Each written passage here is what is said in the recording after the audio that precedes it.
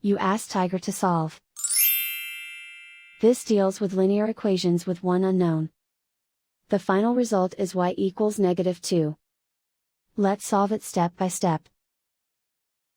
Group all constants on the right side of the equation. Subtract 12 from both sides. Group like terms. Simplify the arithmetic.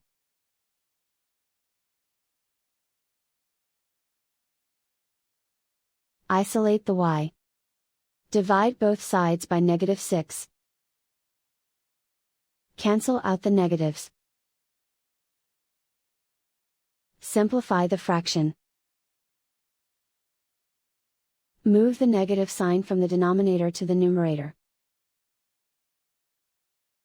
Find the greatest common factor of the numerator and denominator. Factor out and cancel the greatest common factor. And so the final result is y equals -2.